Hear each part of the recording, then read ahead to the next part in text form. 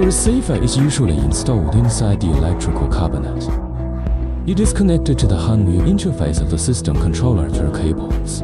Finally, place the antenna on top of the electrical cabinet. After installing the receiver, fully charge the remote before use. DWGP supports standard Type-C charging. We are now turning on the power through the access selection switch, and the battery light is on. Press and hold the enable buttons on both sides after turning on.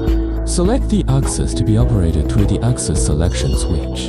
For example, when selecting the X-axis for axis selection and 100x for magnification, gently rotate 1 grid, and the corresponding X-axis of the system will move by 1 unit. Continuous rotation.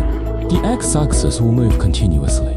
6 custom buttons on the remote control, which can be connected to the system as IO point buttons for use. This is the emergency stop button. In emergency situations, you can hold it down, and the remote and machine actions will stop.